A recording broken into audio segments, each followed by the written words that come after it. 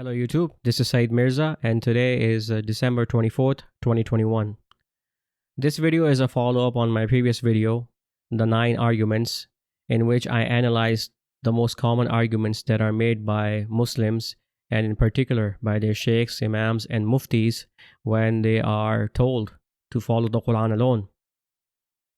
Because in their arguments, the underlying assumption is always that the Quran is somehow deficient, that the Quran is not sufficient for guidance, and that it is not clear or complete or fully detailed. Now, in this video, what I wanted to do was analyze the Quranic verses themselves to show you what the Quran says about itself. And this is not some sort of mystical or sectarian-based or sufficient interpretation of the Quran. These are clear and straightforward verses, and even though I will be using Brother Garen's excellent translation, the Quran and Complete Revelation, I encourage you to go and look at other translations, your favorite translators as well, for these verses, and you'll see that the Quran itself claims to be a complete source of guidance that requires no extra Quranic literature to understand it or explain it or complete it. Because in my conversations with Muslims, and I'm talking about specifically your Sunni Muslims, I always run into the same arguments that, okay, if you follow the Quran alone, then how do you know how to pray? How do you know how to fast? How do you know how to do wudu, etc.? Unfortunately, Muslims don't stop to think that the reason that these practices, their rituals, which they are practicing, are not in the Quran, which claims to be a complete scripture.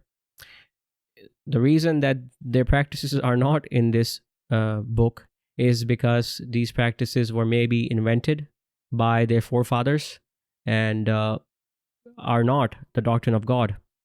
And I know this is a bitter pill to swallow for many people who are born in the religion of Islam, as was I, but we have to take the Quran's claims seriously, and if the Quran is claiming that it is complete and fully detailed and clear, then we need to look in the Quran for answers.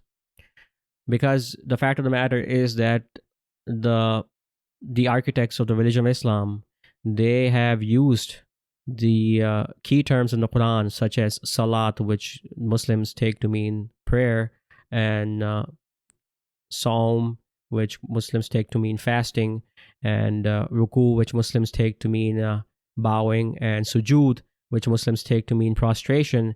They have taken these key terms and they have twisted their meanings to mean something else and not what the Quran means by these terms. Obviously, Saum in the Quran does mean fasting, but again, Muslims have made it into this event, a 30-day fast, which is not supported by the Quran. And then they question saying, well, how do you know where the month of Ramadan is in the Quran, using the Quran alone? So this is unfortunately a dishonest approach in looking in the Quran, and we should be taking the Quran itself as a complete scripture, as a complete guidance, and this is what the Quran claims by itself. Now, the verses that I'm going to be presenting to you, they are not some sort of a mystical or sophistic or metaphorical interpretation. These are not. These are clear verses, and I invite you to look at other translations. Don't use Brother Garen's translation. The only reason I use Brother Garen's translation is because it is the most literal and consistent translation that I have read, and I have read quite a few translations. So you are free to look at other translations and see for yourself that what I'm saying is not something ridiculous. It is the truth. So my suggestion to you is to keep an open mind and just read the Quran, just read these verses that I'm giving to you, and God willing, you will see what the truth of the matter is. Now, before we start, like I mentioned, these verses are from the excellent work of Brother Garen's The Qur'an and Complete Revelation, which you can read for free on his website, reader.Quranic.com.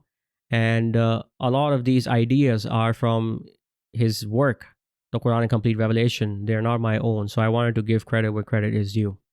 So let's begin with some of the verses in the Quran that the Quran itself claims to be complete, to be clear, and to be fully detailed. In the name of God, the Almighty, the Merciful. And we said, O Adam, dwell thou and thy wife in the garden, and eat thereof freely, wheresoever you will. But approach not this tree, lest you be of the wrongdoers. But the Satan caused them to fall therefrom, and turned them out of what they were in. And we said, Get you all down, an enemy to one another, and for you in the earth are a dwelling place and provision for a time. Then received Adam words from his Lord, and he turned towards him. He is the accepting of repentance, the merciful. We said, Get you down from it altogether, and if there comes to you guidance from me, whoso follows my guidance, no fear will be upon them, nor will they grieve. But those who ignore warning and deny our proofs, those are the companions of the fire. Therein they abide eternally. That's chapter 2, verses 35 to 39.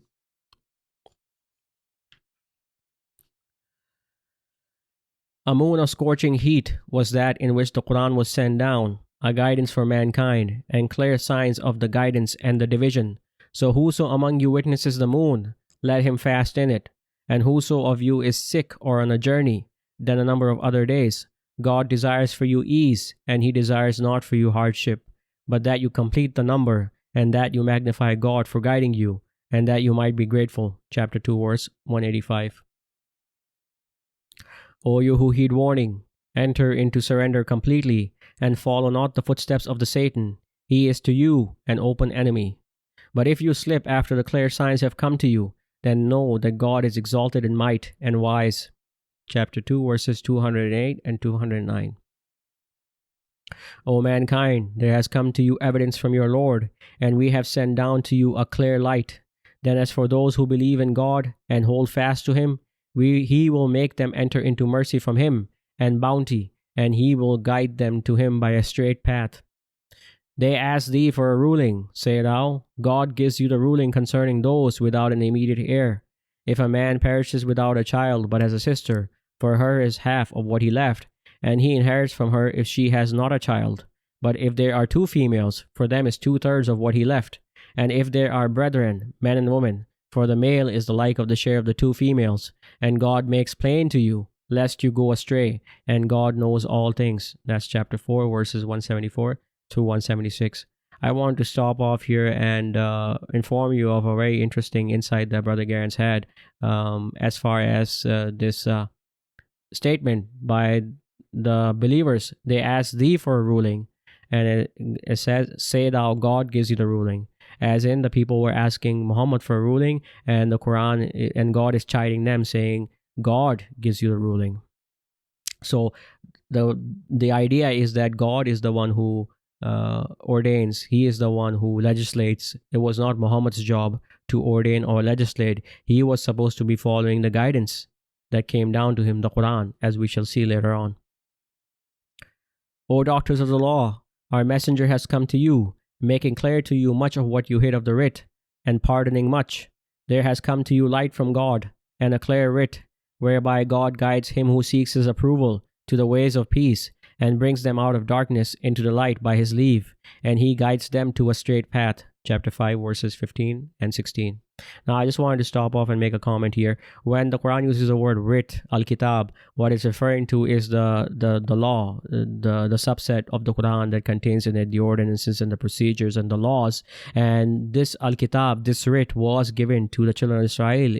It was present in the Torah, and it was also present in the Gospel, which the followers of Jesus were given as well. So the Quran is again giving us the same writ, and then the Quran is explaining that writ. So the writ is a subset of the Quran.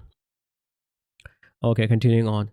And we send down to thee the writ with the truth, confirming what is before it of the writ, and as a control over it. So judge thou between them by what God has sent down, and follow thou not their vain desires away from what has come to thee of the truth. For each of you we appointed an ordinance and a procedure, And had God willed, he could have made you one community, but that he might try you in what he gave you.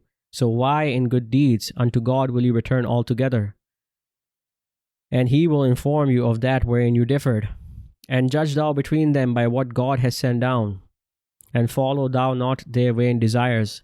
And beware thou of them, lest they seduce thee away from some of what God has sent down to thee. And if they turn away, know thou that God but intends to afflict them for some of their transgressions. And many among men are perfidious. Is it the judgment of ignorance they seek? And who is better than God in judgment for people who are certain? That's chapter 5, verses 48 to 50. So, Muhammad was to judge by what God sent down, the Qur'an. Let's continue on. O you who heed warning, ask not about things which, if made clear to you, would distress you. But if you ask about them while the Qur'an is being sent down, they will be made clear to you. God has pardoned that, and God is forgiving and clement. There did ask a people before you, then became deniers thereof. God appointed not any Bahira, or Sa'iba, or Wasila, or Ham, but those who ignore warning invent lies about God, and most of them do not reason. And when it is said to them, come to what God has sent down, and to the messenger, they say, sufficient for us is that upon which we found our fathers, even though their fathers knew not anything and were not guided. This is chapter 5, verses 101 to 104.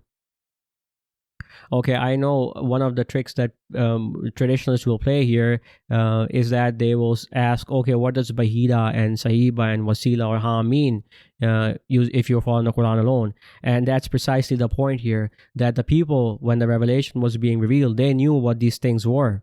And they were asking Prophet Muhammad about the clarification. And it was said that you should not ask about things which, if made clear to you, would be difficult for you and you might become deniers thereof. And whatever that was for that time and that people. We don't know what these things are, so it's pointless for us to be discussing what the Quran means by them. We should just accept that God did not appoint these things. That's really the point of it. And also, this verse is very clear. The last verse, verse 104, it says, and when it is said to them, come to what God has sent down and to the messenger, which is what? The Quran. They say, we are sufficient for us is that upon which we found our fathers. So this is really what Muslims do.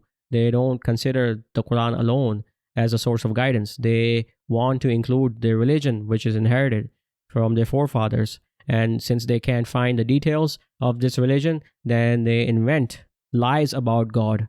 And what I mean by inventing lies about God, I mean the hadith literature, which is invented to include these details and to turn men away from the path of God. Okay, this is next verse. Say thou, what thing is greatest in witness? Say thou, God is witness between me and you, and this Quran has been revealed to me, that I might warn you thereby, and whom it reaches. Do you bear witness that there are other gods with God? Say thou, I bear not witness. Say thou, he is but one God, and I am quit of that to which you ascribe a partnership. That's chapter 6, verse 19. Means of insight have come to you from your Lord, and whoso sees, it is for his soul, and whoso is blind, it is against it. And I am not a custodian over you. And thus we expound the proofs, both that they might say, thou hast studied, and that we might make it plain for people who know. Follow thou what has been revealed to thee from thy Lord. There is no God save he, and turn thou away from the idolaters. Chapter 6, verses 104 to 106. So this is Prophet Muhammad being addressed here. Follow thou what has been revealed to you from thy Lord, the Quran. And we have brought them a writ which we set out and detailed according to knowledge, a guidance and mercy for people who believe. Chapter 7, verse 52. And when thou bringest them not a proof, they say, oh, that thou hadst but chosen one. Say thou, I follow only what is revealed to me from my Lord. This is a means of insight from your Lord and guidance and a mercy for people who believe. And when the Quran is recited, heed it and listen attentively that you might obtain mercy. Chapter 7, verses 203 and 204. And when our proofs are recited to them as clear signs, those who look not for the meeting with us say, bring thou a Quran other than this, or change thou it. Say thou, it is not for me to change it of my own accord. I follow only what is revealed to me. I fear, if I should disobey my Lord, the punishment of a tremendous day. Say thou, had God willed, I would have not recited to you, nor would he have made it known to you, for I had tarried among you a lifetime before it. Will you then not use reason? Then who is more unjust than he who invents a lie about God or denies his proofs? The lawbreakers are not successful. That's chapter 10, verses 15 through 17. Say thou, is there among your partners one that guides to the truth? Say thou, God guides to the truth. Is then he who guides to the truth worthier to be followed, or he who guides not save he be guided? Then what ails you? How judge you? And most of them follow only assumption. Assumption avails nothing against the truth. God knows what they do. And this Qur'an is not such as could be invented by other than God, but it is a confirmation of what is before it, and an exposition of the writ about which there is no doubt from the Lord of all creation. If they say he invented it, say thou, bring a surah, the like thereof, and call whom you can besides God, if you be truthful. The truth is, they have denied what they compass not in knowledge, and whose interpretation has not yet come to them. Thus denied those before them. Then see thou how was the final outcome of the wrongdoers. And among them is he who believes in it, and among them is he who believes not in it. And thy Lord best knows the workers of corruption. And if they deny thee, then say thou, to me be my work, and to you be your work. You are quit of what I do, and I am quit of what you do. And among them are some who listen to thee. Canst thou make the deaf to hear, though they do not reason?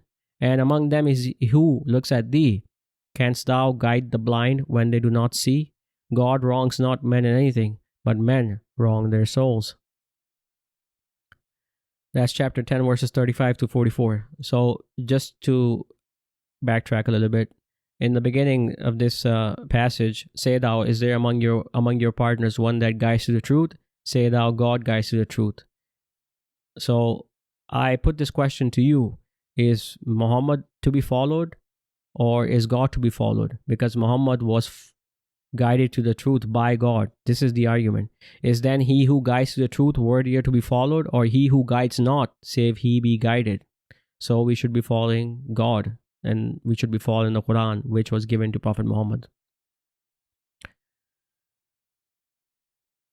Okay, this is chapter 12, and this is the last segment of chapter 12. Chapter 12 gives us the story of Prophet Joseph, and in here the Quran is being called as an exposition. Okay, and I think this is a very interesting passage that bears pondering upon. That is of the reports of the unseen which we revealed to thee, and thou wast not with them when they resolved upon their affair, when they were scheming. Now, this is talking about Prophet Joseph and the whole story, the narrative. You can read chapter 12 and you'll see how his brothers schemed against him. And this is what it's talking about. But then it changes course here. And most men, though thou be desirous, are not believers, and thou askest not of them for it any reward. It is only a reminder to all mankind. And how many a proof is there in the heavens and the earth, which they pass by, and from which they turn away? And most of them believe not in God, save as idolaters. Do they then feel secure against an enveloping of the punishment of God coming upon them, or the hour coming upon them unexpectedly when they perceive not? Say thou, this is my path. I invite to God with insight, I and whoso follows me, and glory be to God, and I am not of the idolaters. And we sent before thee only men to whom we revealed from among the people of the cities. So have they not traveled in the earth and seen how was the final outcome of those who were before them? And the abode of the hereafter is best for those who are in prudent fear. Will you then not use reason? When the messengers had despaired and thought that they had been denied, there came to them our help, and who we willed was delivered, and repulsed not is our wrath from the law-breaking people. There is in their story a lesson for men of understanding. It is not an invented narrative, but a confirmation of what is before it, and an exposition of everything, and guidance, and a mercy for people who believe. Chapter 12, verses 102 to 111. So, it is not an inventive narrative. Quran is not an invention by man. It is it was revealed to Muhammad by God, and it is a confirmation of what is before it. And this is another interesting insight from Brother Garens, that the word that's used here, baina yadayhi, which means between its hands, between his hands, also means that the Quran is a confirmation of the scope of what it deals with, its scope. So, in other words, it's a self-referencing book and an exposition of everything. So, it is an exposition, it is an explanation of everything, and guidance and a mercy for people who believe. So, this pretty much is case closed for the traditionalists, for the Muslims who say we need other things besides the Quran. Okay, next one. This is a notification to mankind that they be warned thereby, and that they might know that he is but one God, and that those of insight might take heed. Chapter 14, verse 52. And the day we raise in every community a witness against them from themselves, and we bring thee as a witness against these, and we send down the writ upon thee as a clarification of all things, and as a guidance, and as a mercy, and as glad tidings for those submitting. Chapter 16, verse 89. Again, see, it is a clarification of all things.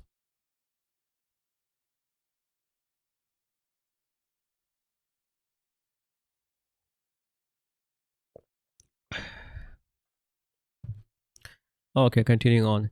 This Quran guides to what is most upright and brings glad tidings to the believers who do righteous deeds, that they have a great reward, and that those who believe not in the hereafter, we have prepared for them a painful punishment. And man supplicates for evil by his supplication for good, and man is ever hasty.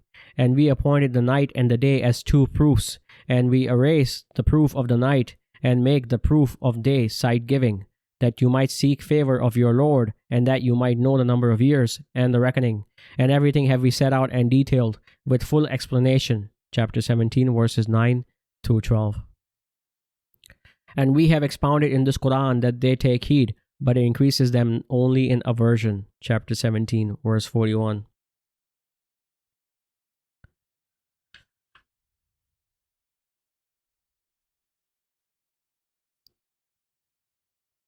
Okay, here's another one. And we have expounded for men in this Quran every similitude, but man is more than anything contentious. Chapter 18, verse 54. A surah we have sent down and made obligatory, and wherein we sent down clear proofs that you might take heed. Chapter 24, verse 1. And the day the sky is rent asunder with the clouds, and the angels are sent down in successive descent. True dominion that day belongs to the Almighty, and it will be a difficult day for the false claimers of guidance. And the day the wrongdoer will bite his hands, he will say, would that I had taken with the messenger a path. Woe is me, would that I had not taken such and such for a friend. He led me astray from the remembrance after it reached me, and the Satan is to man a traitor. And the messenger will say, O my Lord, my people took this Quran as a thing abandoned. And thus we appointed for every prophet an enemy from among the lawbreakers, but thy Lord suffices as a guide and a helper. And those who ignore warning say, Oh, that the Quran were but sent down upon him all at once, thus, that we might strengthen thy heart thereby, and we have recited it distinctly. And they bring thee not a similitude, save we bring thee the truth, and better an explanation. That's chapter 25, verses 25 to 33. Now, I'm going to stop off here because I think this is a very interesting passage, because one of the claims that Muslims make is that they're following the Sunnah of Prophet Muhammad, the way of Prophet Muhammad. And here, the evildoer, he is belatedly regretting that would I had taken with the messenger a path, and I should have not taken such and such for a friend. And the messenger responds saying, my people took this Quran as a thing abandoned. Now, right after that, it says, and thus we appointed for every prophet an enemy from among the lawbreakers, but thy Lord suffices as a guide and a helper. And if we look at this phrasing here, and thus we appointed for every prophet an enemy, in Arabic it's وَكَذَلِكَ جَعَلْنَا لِكُلِّ نَبِيٍّ عَدُوًّا. If we look at this phrase in the Quran, we find it in one other place, and I'm going to recite to you that passage as well. And thus have we appointed for every prophet an enemy, Satans of Servi and Domini, instructing one another in the decoration of speech as delusion. And had thy Lord willed, they would not have done it. So leave thou them and what they fabricate. And that the hearts of those who believe not in the hereafter might incline thereto, and be pleased therewith, and that they might commit what they are committing. Is it other than God I should seek as judge, when he it is that sent down to you the writ, set out and detailed? And those to whom we gave the writ know that it is sent down from thy Lord with the truth. So be thou not of those who doubt. And perfected is the word of thy Lord in truth and justice. There is none to change his words, and he is the hearing, the knowing.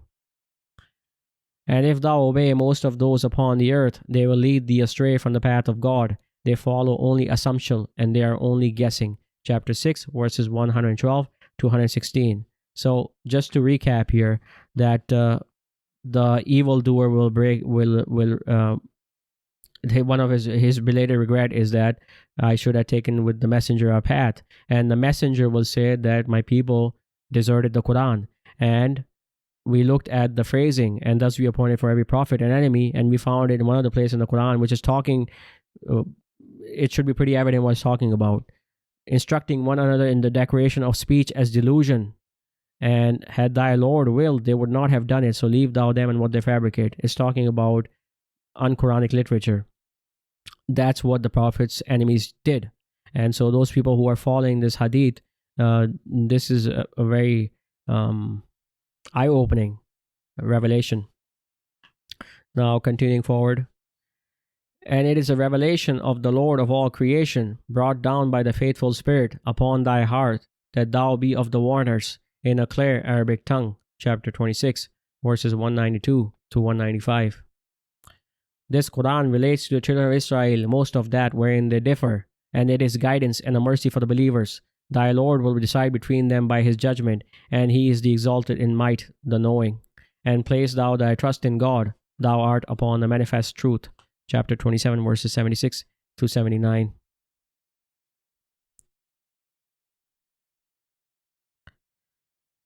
Okay, here's another one. He who made the Quran incumbent upon thee will return thee to a destination. Say thou, my Lord best knows who brings guidance and who is in manifest error. And thou didst not expect the writ would be cast unto thee, only as a mercy from thy Lord. So be thou not a helper to the false claimers of guidance, and let them not turn thee away from the proofs of God after they have been sent down to thee, and invite thou to thy Lord, and be thou not of the idolaters. And call thou not with God to another God. There is no God save he. Everything will perish save his face. His is the judgment, and to him will you be returned. That's chapter 28, verses 85 through 88.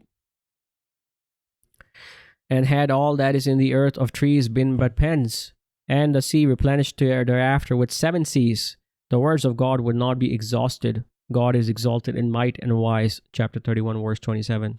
And I think that's pretty straightforward what it's talking about here, that if God would have willed, he would have made us a longer scripture, but he has limited his words to the Quran, and God does not run out of words. Okay, next one. And when our proofs are recited to them as clear signs, they say, this is only a man who wishes to turn you away from what your fathers served. And they say, this is only an invented falsehood. And those who ignore warnings say of the truth when it has come to them, this is only obvious sorcery. Chapter 34, verses 43. And we taught him not poetry, and it does not behoove him. It is only a remembrance and a clear recitation, to warn whoso is alive, and that the word might become binding against the false claimers of guidance. Chapter 36, verses 69 and 17. And we have struck for mankind in this Quran every similitude, that they might take heed, an Arabic recitation, free of deviation, that they might be in prudent fear. That's chapter 39, verses 27 and 28. Hamim, a revelation from the Almighty, the Merciful. I read the proofs whereof are set out and detailed, an Arabic recitation for people who know, as a bearer of glad tidings and a warning, and a warner, but most of them turn away, so they hear not. Chapter 41, verses 1 through 4. We best know what they say, and thou art not a tyrant over them, but remind thou with the Quran him who fears my warning. That's chapter 50, verse 45. So again, the Prophet Muhammad was to warn with the Quran. Okay. The Almighty taught the Quran, created man, taught him the clear statement, chapter 55, verses 1 through 4. Okay, taught him the clear statement. In Arabic, it is Allamahul Bayan. And Al Bayan is, which Brother Garens is translating here, the clear statement. We see the same word being used in another place in the Quran. Move thou not thy tongue with it to hasten it. Upon us is its gathering and its recitation. And when we recite it, follow thou the recitation thereof. Then upon us is its clarification. Bayanahu. This is chapter 75, verses 16 to 19. So, Prophet Muhammad was not explaining the Quran or clarifying the Quran. It is upon God to clarify the Quran. Next one. He it is that sends down to his servants clear proof, that he might bring you out of darkness into the light. And God is to you kind and merciful. Chapter 57, verse 9. The truth is, it is a glorious recitation in a protected tablet. Chapter 85, verses 21 and 22. So, I think from the above verses, it should be clear by now that the Quran itself claims to be complete scripture, self-referencing, and fully detailed and preserved and clear. And so there is no excuse as to taking other literature besides the Quran to explain it or to understand it or to complete it. What we need for salvation, what a sincere man is looking for if he wants to please God and attain the garden in the hereafter, that is present in the Quran, and that is sufficient for any man who wishes to serve God alone. Now what I'm going to do is I'm going to make an article based on this video and I'll post it on my website. I'll put a link in the drop down box below. I encourage you to go through these verses carefully, look at the context, and read any translation you wish. It's not dependent on Brother Garens' translation, and God willing, you will see the truth of the matter. Anyway, until next time, peace and blessings be upon you.